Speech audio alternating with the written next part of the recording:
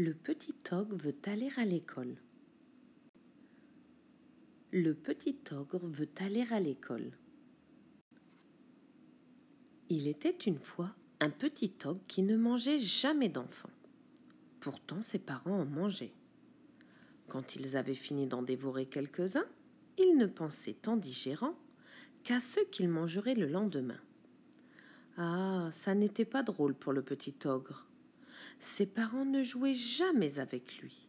Ils n'avaient jamais d'histoire à lui raconter. Chez lui, ça ne sentait jamais la tarte aux pommes, ni le riz au lait, ni le clafoutis. Ça sentait la chair fraîche et l'ennui. Le petit ogre s'ennuyait tellement que, souvent, il s'enfermait dans sa chambre pour crier, gémir et taper des pieds. Alors, sans arrêter de manger, ses parents se mettaient à hurler. « Arrête de faire du bruit! Tu vas nous couper l'appétit !» Le petit ogre n'avait qu'une seule distraction. C'était d'aller se cacher derrière les buissons pour regarder des enfants jouer. Ah, comme ils avaient l'air de s'amuser! Comme ils avaient tous des idées pour jouer! Le petit ogre en était tout étonné. Jusqu'au jour où le petit ogre trouve un livre oublié par un enfant pressé. Un livre avec des images et plein de petits signes noirs. Le petit ogre rentre chez lui avec son livre sous le bras. Et, ce soir-là, avec une lampe de poche cachée sous ses draps, le petit ogre essaie de déchiffrer les signes noirs, ces signes qui savent raconter des histoires. Il essaie, mais les petits signes se taisent. Les petits signes se taisent tant et si bien que le lendemain, le petit ogre est décidé. Il annonce à ses parents au petit déjeuner. « Je veux aller à l'école pour apprendre à lire. » Son papa marmonne. « Arrête tes bêtises et mange. Allez, mange donc. » Sa maman bougonne.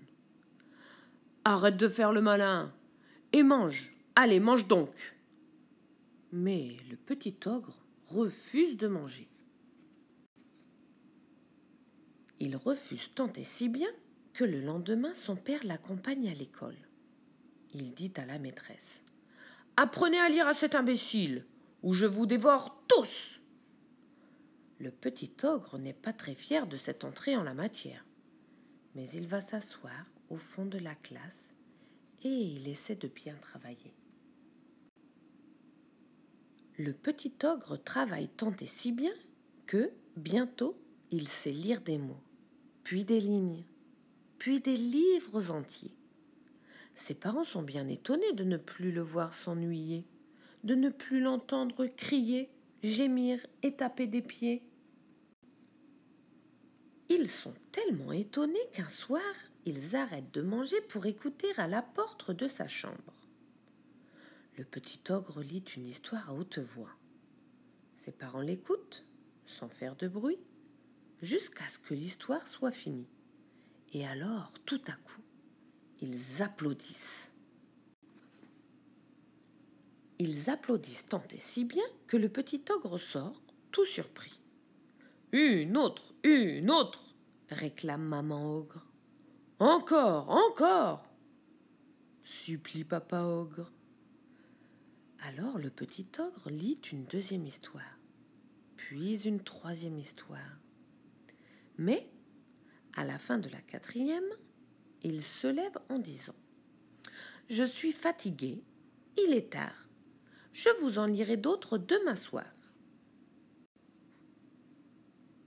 Les soirs suivants, le petit ogre n'a pas le temps de poser son cartable que ses parents le tirent par la manche pour qu'il leur lise d'autres histoires. Et, tous ensemble, ils rient, ils pleurent, parfois même ils ont peur. Un soir, le petit ogre en profite pour leur lire un livre de cuisine très appétissant, dans lequel on ne cuit pas d'enfants. Depuis ce soir-là, quand le petit ogre rentre de l'école, chez lui ça sent bon la tarte aux pommes, le riolet et parfois même le clafoutis. Ah, enfin, le petit ogre se régale. Le petit ogre se régale tant et si bien qu'il décide d'inviter tous ses amis à goûter le jour de son anniversaire. Mais il a oublié que ses parents sont des ogres. Et au moment d'ouvrir la porte, soudain, il s'en souvient. Antoine Jarousse, Augustin Leroy, Adrien Simon, Paul Guéry, ils sont tous là, ses copains chéris. Et le petit ogre a peur tout à coup de les avoir attirés dans la gueule du loup. Mais pendant tout l'après-midi, les enfants s'amusent comme des fous. Et tout le monde danse, et tout le monde rit, et tout le monde joue. À tour de rôle, chacun de ses amis s'approche du petit ogre et lui dit « Qu'est-ce qu'ils sont gentils tes parents !» Et, en effet, les parents ogres sont charmants. Ils ne montrent leurs grandes dents qu'en riant. Ce soir-là, quand tout le monde est parti, les parents du petit ogre lui disent « Ils sont trop mignons ces petits. Tu peux les ramener quand tu veux, on ne leur fera jamais de mal à eux. Mais on ne veut pas voir d'autres enfants ici. Quand on les connaît, ça nous coupe l'appétit. C'est promis ?»